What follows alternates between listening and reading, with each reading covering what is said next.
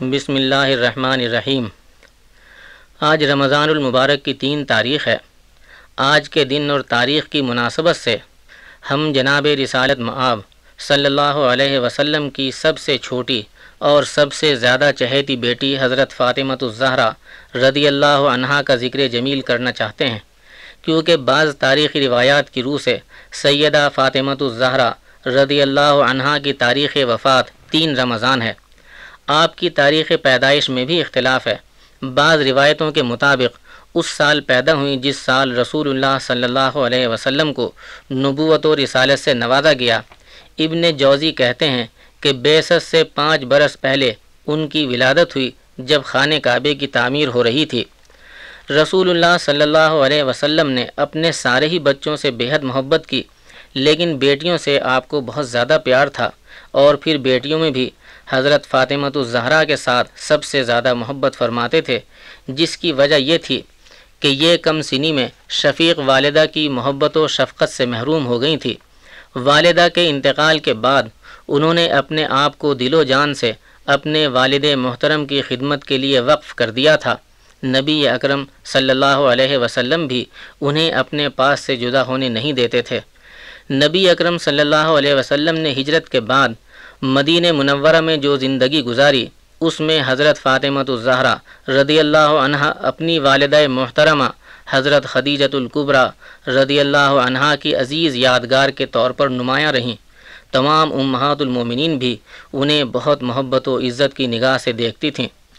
حضرت فاطمۃ الزہرا جب شادی کی عمر کو پہنچیں تو ان کے رشتے آنے شروع ہوئے، مگر حضور انور صلی اللہ علیہ وسلم انکار فرماتے رہے۔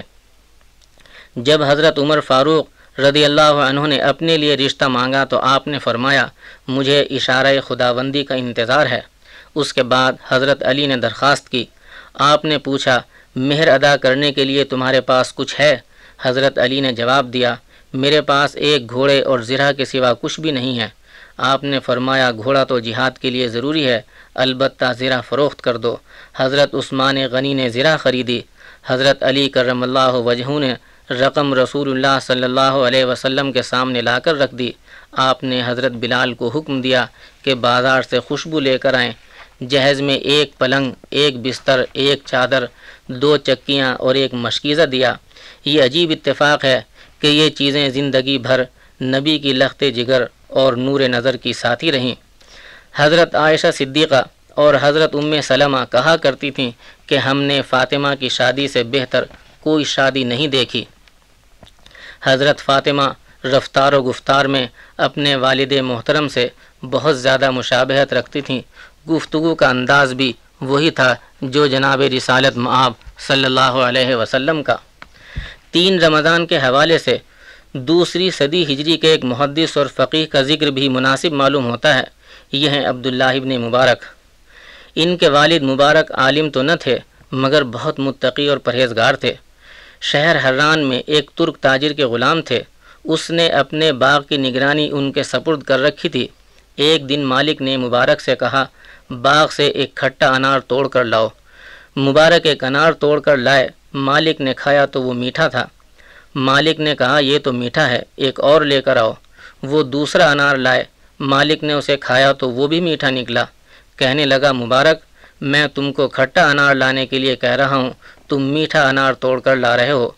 مبارک نے جواب دیا، جناب آپ نے مجھے باغ کی رکھوالی کے لیے رکھا ہے، باغ کے پھل کھانے اور چکھنے کے لیے نہیں۔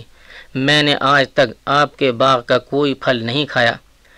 مالک مبارک کی امانت و دیانت سے بہت متاثر ہوا۔ اس نے باغ کی نگرانی کسی اور کے سپرد کر دی اور مبارک کو اپنے ہم نشینوں میں شامل کر لیا۔ ایک روز ترک تاجر نے اپنی بیٹی کے رشتے کے بارے میں مبارک سے مشورہ کیا۔ انہوں نے کہا، محترم، جاہلیت کے عرب تو اپنی بیٹیوں کے نکاح حسب نسب کے اعتبار سے کرتے تھے۔ یہودی مال و دولت کے عاشق تھے اور عیسائی حسن و جمال پر مرتے تھے، مگر اسلام میں دینداری، شرافت اور تقوی کا اعتبار ہے۔ آپ ان میں سے جسے چاہیں اختیار کر لیں۔ تاجر مبارک کی اس حکیمانہ بات سے بہت متاثر ہوا اور اپنی بیٹی کا نکاح انہی سے کر دیا۔ اس بیٹی سے عبداللہ پیدا ہوئے، جو علم و فضل کی دنیا میں ابن مبارک کے نام سے مشہور ہوئے۔ امام مالک، سفیان ثوری، سفیان ابن عیینہ اور ہشام ابن عروہ جیسے مایہ ناز محدثین اور فقہا کے آگے زانو ادب تہ کیا۔ سفیان ثوری ان کے استاد تھے، مگر کہا کرتے تھے کہ کاش میں اپنے شب و روز ابن مبارک کی طرح گزاروں۔ اس دور کے بعض علماء نے انہیں امام احمد ابن حنبل پر بھی ترجیح دی ہے۔ ان کی عظیم تصنیف کتاب الزہد والرقائق نے شہرت دوام حاصل کی۔ خوشحال لوگوں میں شمار ہوتا تھا، جب کہیں باہر جاتے تو واپسی پر احباب کے لیے خوب ہدیے تحفے لاتے۔ 3 رمضان سن 181 ہجری میں وفات پائی۔ This program is the sole property of Central Productions, Pakistan Broadcasting Corporation, Islamabad. Piracy in this regard is illegal.